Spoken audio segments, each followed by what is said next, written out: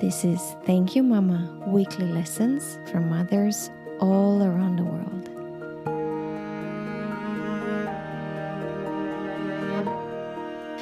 Hello and welcome to Thank You Mama. My name is Anna Teider. My guest today is Deb Flashenberg. Deb is a founder and director of Prenatal Yoga Center, which is, as far as I understand, the first of such kind in New York City. Opened 13 years ago. And Deb is also a prenatal yoga teacher, Lamaze childbirth educator, and a labor support doula. Deb, hi and welcome. Hi, thank you so much for having me. Thank you for being my guest. Thank you for coming here. Tell me, please, about your yoga center. I can't wait to come to New York and pay you a visit. I'm so excited to have you visit. So we've been around, I think I gave you old copy because we've been around, we're going to be 20 years old this August. Isn't that crazy? Yes. So we focus just on the new and expectant parent, and we offer pre and postnatal yoga, teacher trainings. It's a really intense teacher training and workshops. It's kind of a one-stop shop, but it's not just about the yoga class, which is, I think super important, but it's really about education and community, and the goal, because I'm a little type A, which I'm sure we'll find out, it's really to help the expectant folks that come have a functional and supportive birth.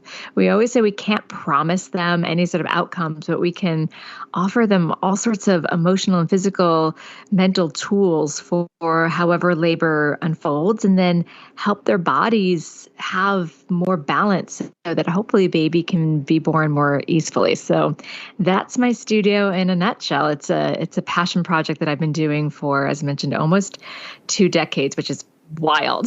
Crazy how time flies. I know. I remember getting the keys when we first signed the first 5-year lease, and I'm like, I bet I won't even be here at the end of this, and here we are. Oh wow! But Deb, I want to learn so much more. So I read that you have a background in music and musicals, and then you started doing yoga, and then you decided to do a teacher's training, and then little by little that led you to what you're doing now. But then, as far as I read, and I find it fascinating, you decided that you want to take it even further from the yoga studio, and this is why you became a doula. Yeah. And so you also support mothers during... Yeah, I haven't done that in a little bit because of my family. It's just when I was a doula, most of my doula work was before I had kids. And which is interesting because a lot of people end up in birth work because of their birth experience, and they get ignited into the excitement of supporting other people. I did some births after my kids, but I found it really challenging because my husband doesn't have a kind of job where he can just drop everything and just be with the kids. And as a doula, you do have to drop everything and go to your client. So while I don't do a ton of doula work anymore, I do every now and then.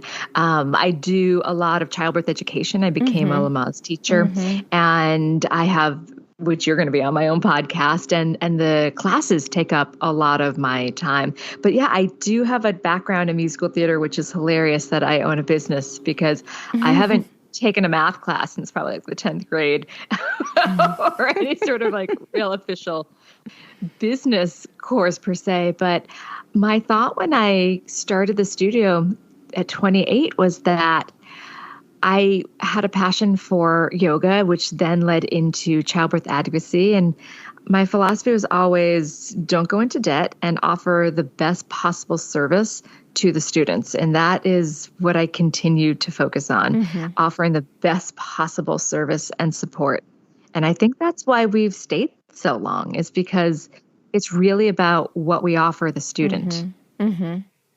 And plus the community, which is so important, because when you're first time, is so important. Yeah, it can get very, very isolating depending on where your friends are in life. But it can happen very often that suddenly, because you're pregnant and expecting a baby, all your old friends are somehow not not there and or not dealing with the same not topics. In that exact stage. Exactly. So it's beautiful that you created a community as well. And as far as I saw, also mommy and baby classes, or I don't know what they're called nowadays. But yeah, we call them baby and me. So I know we want to be inclusive. Baby and me. But so it goes all the way after birth. It does. And I guess what I was thinking also at the time is, so you've been to New York, spent some time there, that New York is often a destination place for many folks. It's not, we have some authentic New Yorkers that were born and stayed there. But for the most part, you're having people that showed up there for a reason, which is different than a lot of other parts in the world where maybe you stayed around your family and you have friends that you've known your whole life. But in New York, most of us showed up for a reason. For me, it was musical theater. And so I didn't have family there. And I felt that was the case for so many people, that it could be so isolating that even though it's a city of millions, you may not have family to support you. You may not have, as you mentioned, friends at the exact same place in life.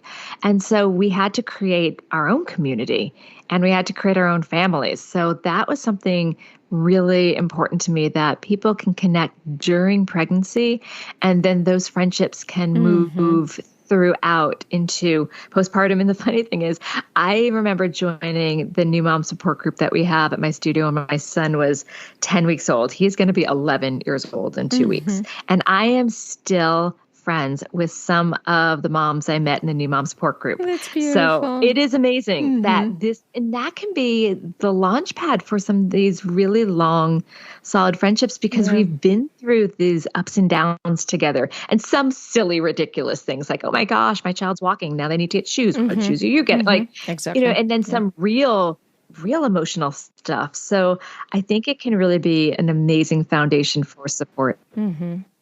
It makes me want to have another baby and move to New York.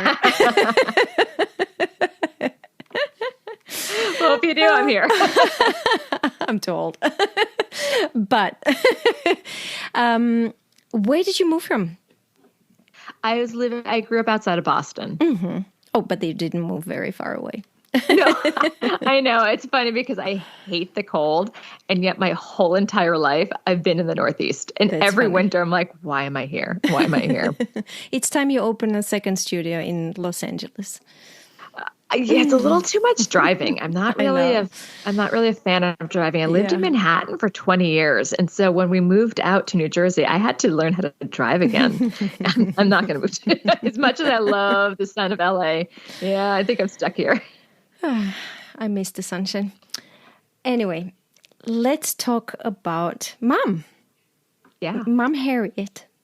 Do you want to tell me about her?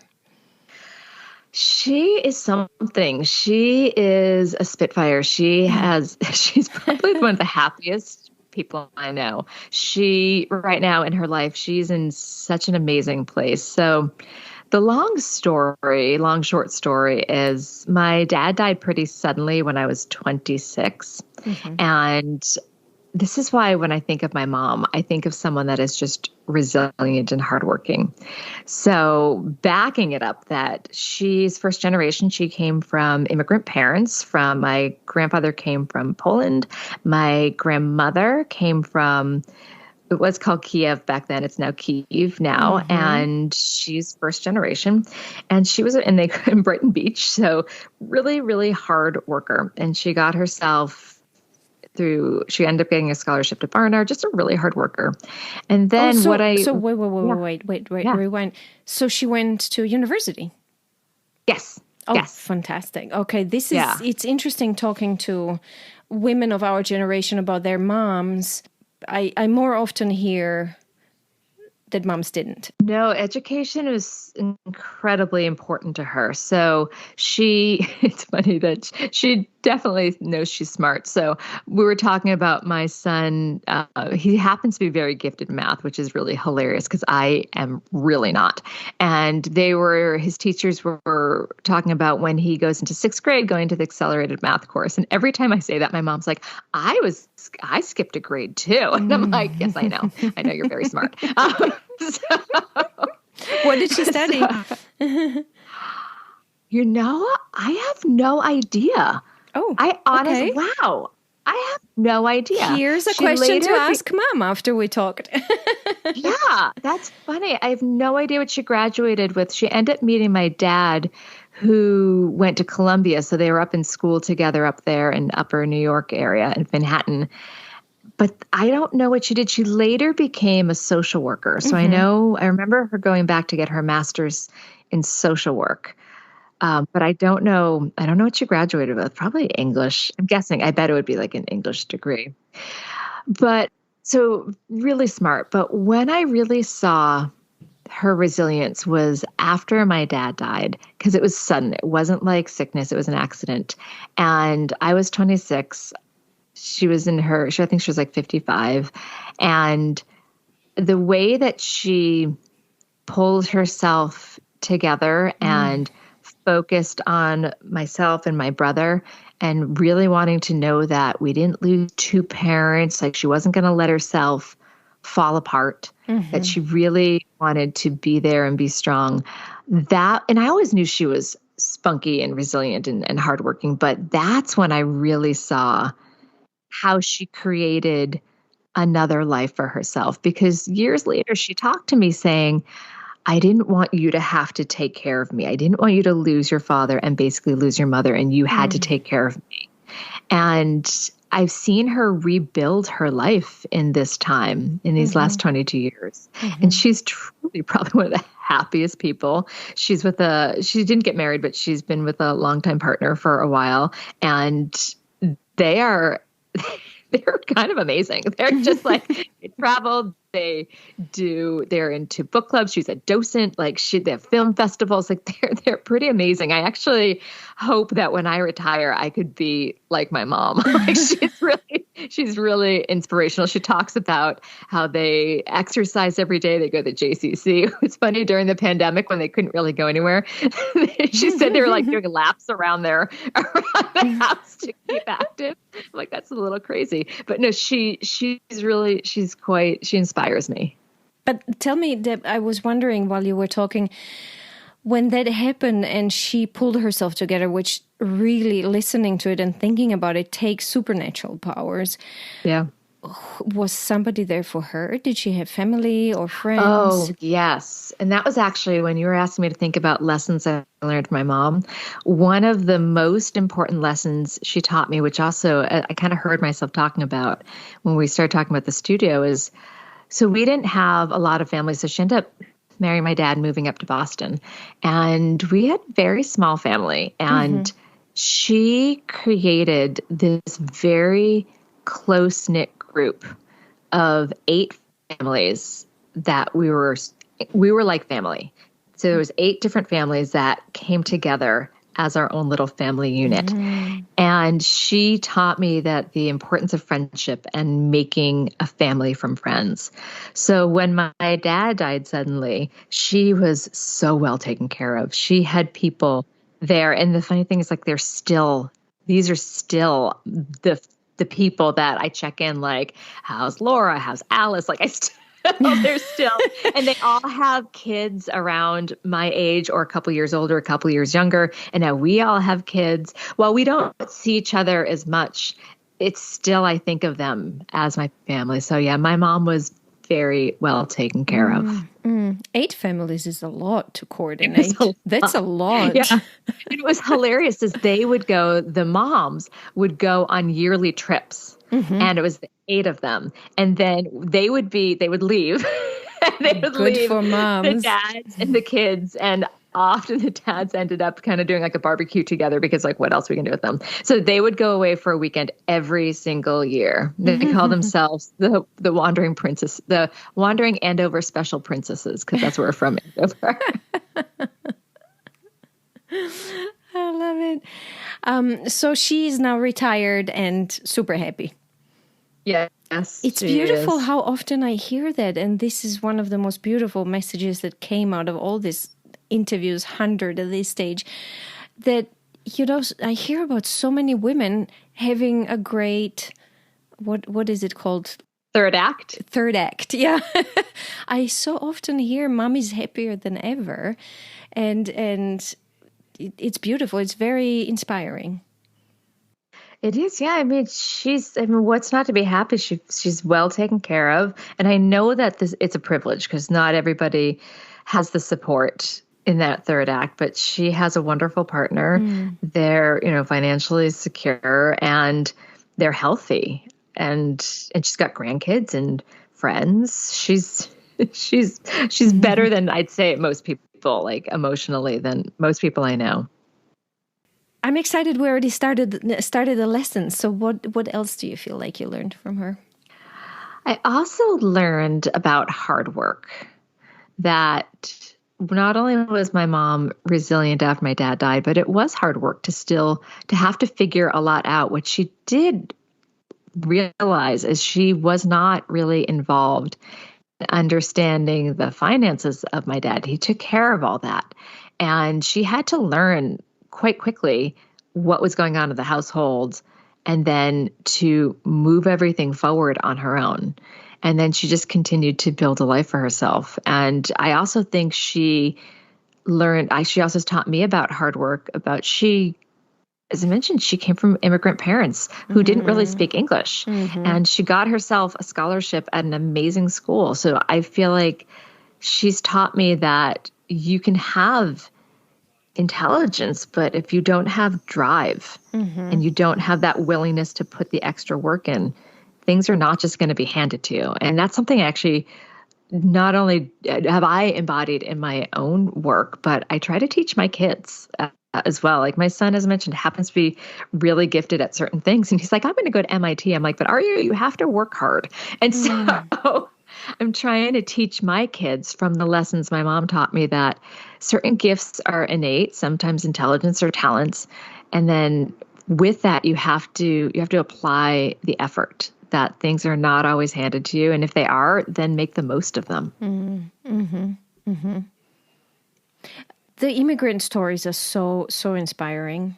It's when you hear these stories, and I don't know if your mom told you about your grandparents. When I know about my husband's dad's, also first generation immigrants in New York City. Crazy how hard people worked. Oh yeah, and that's as you say, a very, very valuable lesson to take with.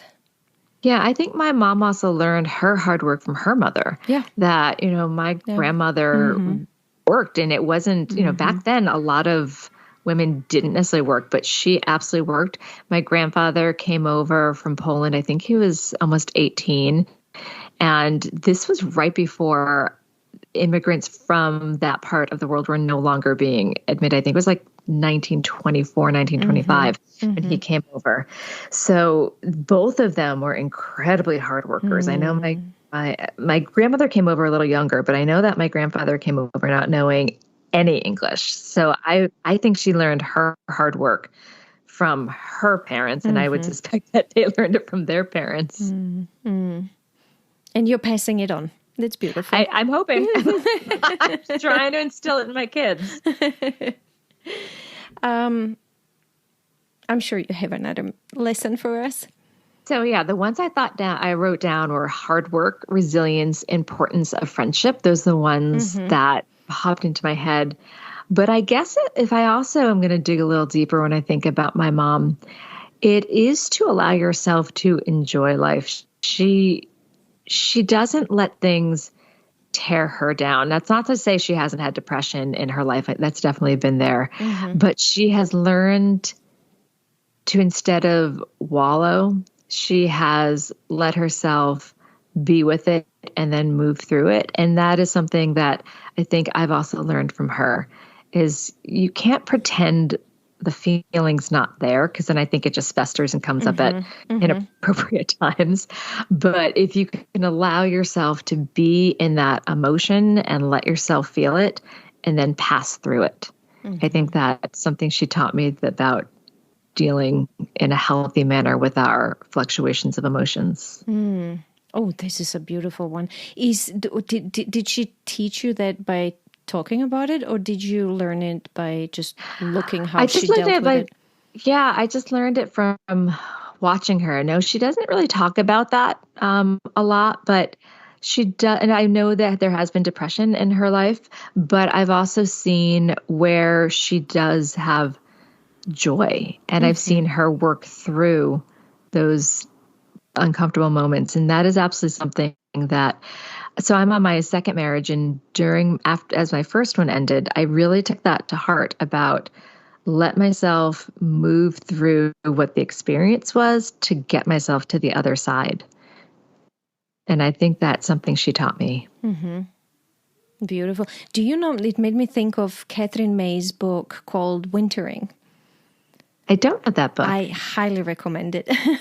It came out, I think, a year ago. So it's about that, but it's a beautiful, beautiful read about accepting these hard times and just knowing they too will pass, and accepting them as something that we can't close our eyes on. As you say, we have to sit with them and go through them. And she calls it wintering and explains how that happens in nature, these times when snow falls and everything's bare and naked and it's cold, but you know that spring is coming. It's a beautiful book. Highly recommend it. I use the phrase, this too shall pass, a lot when I'm teaching my students, especially when we talk about the pain of labor and contractions, at recognizing that this too shall pass. And I've had students come back and say that became their mantra during labor, this too shall pass. And then there's moments of discomfort as a new parent when baby's crying and you've tried everything I remember really clearly having a time where my son was about maybe 3 weeks old, and everyone went, like my mom left and my husband was back at work and his parents left. And I was just, it was like 3 p.m. and my son was just crying and I did not know what to do. So I just started to cry. And I just remember telling myself, this too shall pass, this too shall pass. And it really helped. It helped me too. Kai had very bad acid reflux. And that was just a horrendous experience. As you're tore open, you don't sleep, your life is turned upside down, you're figuring out this young little new person, and then just as you feed them, you have a feeling you did something good for them, then they start crying and screaming. I know. That was bad, but that helped back then. That motto helped. It's an important thing to remember. Everything passes. That too shall pass. Do you have anything else you'd like to share as something you've learned? Or should we jump into something you learned you had to teach yourself? I think I'll jump into what I taught myself. And I was thinking about this. Well, I think my mom taught me a lot about strength and resilience and hard work. As a parent, and this is also, let me preface this by saying, I think parenting is very different. So I was born in the mid-70s, and I think parenting in the 70s and 80s is very different than it is now. And as you're going to come on to my podcast talking about parenting around the world, I think, we all have there's all different parenting styles. But I think the parenting style when I was growing up was a little bit more removed. And so, because my husband and I had talked about this, like we spend a lot of time with our kids. Like we play with them. Like, so my daughter is 8, my son is 10. And we, for at least the last couple of years, we play a lot of games with them. And I can't remember, maybe it's been a year or two, but we play a lot of card games at night. So after showers and after they've brushed their teeth and either right before or after they read, because that's something they have to read every night, we play Uno or Gin Rummy, or my daughter's got this new Go Fish game that's really hilarious. And we play on the weekends to not do screen time. We play one of our favorite games. It's called Blockus. So we play a lot of games, like marathon Monopoly games. But I have very little memory of that kind of time with my parents. I remember watching MASH with them, which is a big deal.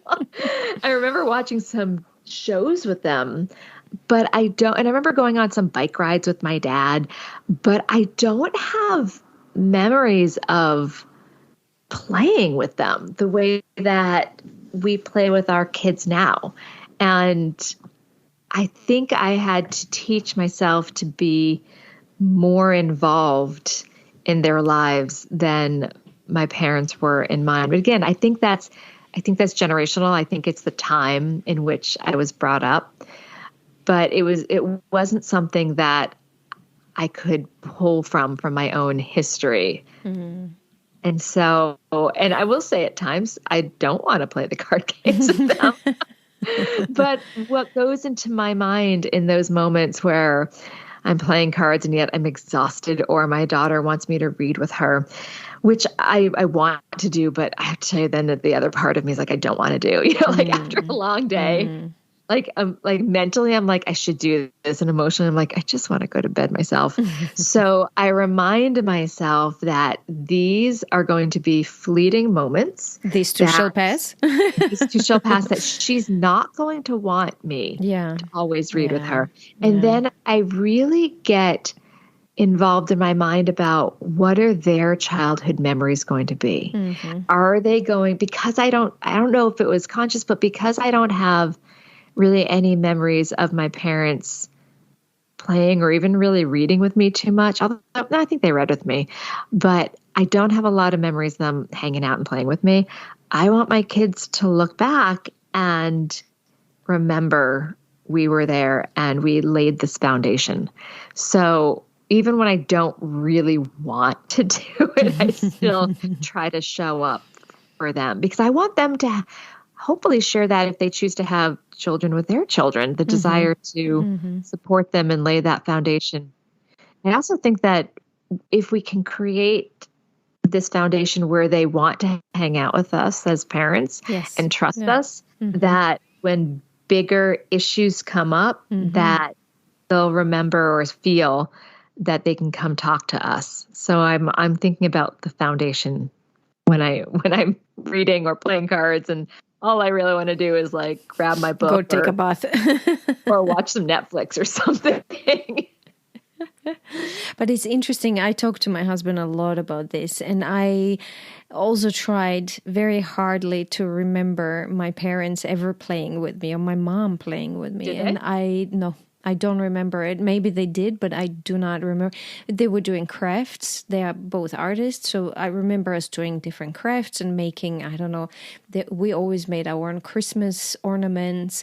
Like we did things together, but they would never, like we do and you do, sit down on the floor and just, I don't know, play. Yeah, I don't love like the dolls. I have to admit, like when my daughter wants to do dolls, I'm like, I'm like, let's paint. I love crafts. Like I'll paint and do that with her. But yeah, the dolls, it's not my thing. That's why I'm like, let's play some cards. Well, I officially am now boycotting Marvel movies, and it breaks my heart, but I just can't. My son is now into Spider-Man, and it's something that as much as I want to be part of his life and what he's interested in, that's something I just can't. There are certain things we just don't have to do necessarily. My husband's there for that. Exactly. Is there anything else you'd like to share about Mama Harriet before we recap? I guess I just appreciate what she has taught me about showing up for life. And here's the title of our episode. Thank you. Yeah, she really has. I'm not going to say it's been, a super easy relationship. As mother-daughters, there's definitely some tumultuous moments, especially I remember coming home from my first year of college with a nose ring. That didn't go over well. But she's taught me a lot, and I'm really appreciative of that. Beautiful. Help me to recap. So we talked about, I have as lesson 0, I don't know why, but lesson 0 comes even before 1 is resilience.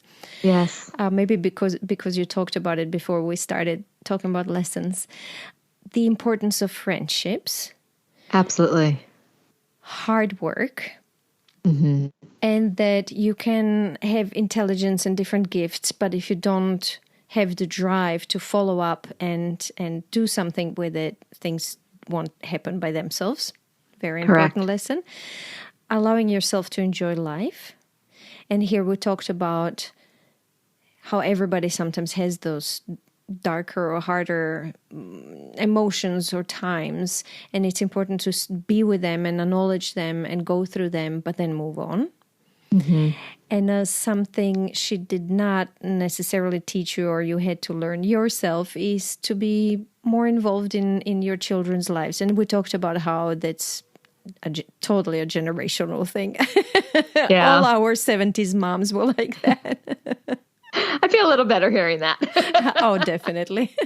Yeah, my husband and I joke a lot about when I was off to grade school, I'd come downstairs and there was like a quarter left on the table. And right now, like my kids come down, my husband and I are both up. We're both trying to get them out the door. I'm like, it's just so different. Yeah, it's totally different. That's what it's funny. I just thought about it this morning when I'm making breakfast, I'm making oatmeal. So Kai gets up in the morning for school and he walks into the dining room and everything smells nicely of cinnamon and oatmeal. And I'm like, wow, I don't think we ate breakfast together before Never. School. No. I don't even know if I ate before school. I don't know what I did. I just remember grabbing like my quarter for my like chocolate milk and then grabbing my bag and walking to the bus stop. Like I know. Same here. But yeah, it was the 70s. It was different then. Yeah. Deb, thank you so much for being my guest. I'm very excited to talk to you for your podcast. I've had such a lovely time. Thank you so much. And I'm looking forward to meeting you in person in New York City and seeing your beautiful studio. Thank you. I can't wait. I love when I get to meet anyone I have a connection with face to face. It's really special. It is. Thank you again. Thanks. If you enjoy Thank You Mama and want to help it grow, please take the 2 seconds to leave a 5-star review on Apple Podcasts. It really helps. If you'd like to get in touch, you can send me a mail at info@thankyouMama.net. You can also find me on Instagram, Facebook, and Twitter under Anna Teider. That's Tajder. This was Thank You Mama. Come back next week, subscribe, and tell your friends.